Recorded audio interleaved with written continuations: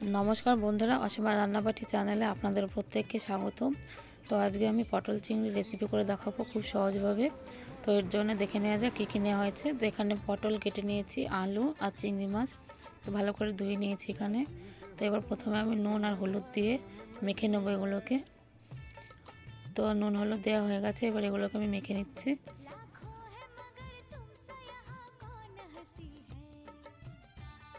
তো এবার মশলা তৈরি করে নেব। তো এর জন্য আমি শুকনো লঙ্কা, কাঁচা লঙ্কা, জিরে, রসুন আর আদা কুচি দিয়ে এটাকে ভালো করে পেস্ট করে নিয়েছি। তো এদিকে কড়াই বসিয়ে দিয়েছিলাম, কড়াইটা গরম হয়ে গেছে।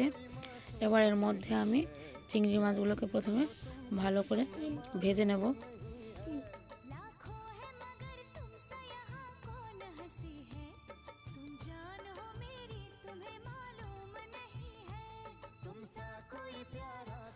তো ভাজা হয়ে গেছে, এবার আমি এগুলোকে নামিয়ে নেব। তো এবার আরেকটু তেল দিয়ে এবার এর মধ্যে আমি কেটে রাখা আলুগুলো ভেজে নেব। তো এগুলোকে আমি হালকা লাল লাল করে ভেজে নেব।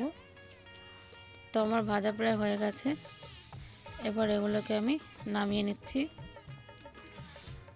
তো এবার ওই তেলের মধ্যে পটলগুলোকে দিয়েও পটলগুলো ভেজে নেব।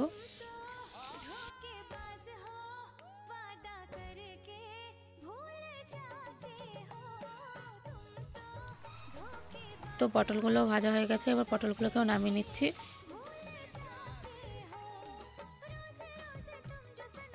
তো কড়াইতে আরেকটু তেল দিয়ে এর মধ্যে ফোড়নের জন্য গোটা জিরে, তেজপাতা, শুকনো লঙ্কা আর পেঁয়াজ দিয়ে দিয়েছি।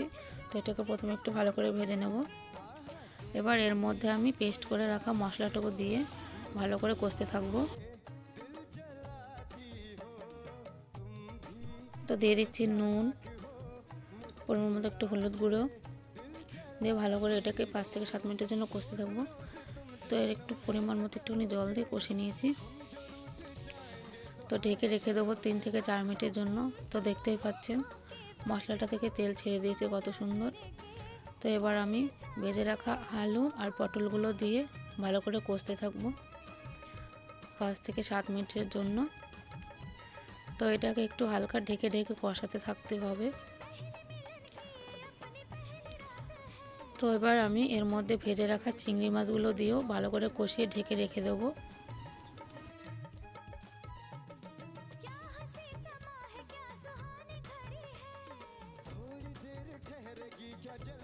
তো আমার কষা হয়ে গেছে, এবার এর মধ্যে আমি পরিমাণ মতো জল দিয়ে দিয়েছি, দিয়ে এটাকে আমি ঢেকে রেখে দেবো 10 থেকে 15 মিনিটের জন্য। তো ঢাকনা উল্টে নিয়েছি আমি। তো দেখতেই পাচ্ছেন এবার এর মধ্যে আমি একটুখানি গরম মশলা বাটা দিয়ে দিলাম, দিয়ে এটাকে ভালো করে নেড়ে চেড়ে নামিয়ে নেব। তো ভালো লাগলে অবশ্যই লাইক, শেয়ার, কমেন্ট করবেন এবং পাশে থাকবেন। তো দেখা হবে নেক্সট কোনো ভিডিওতে।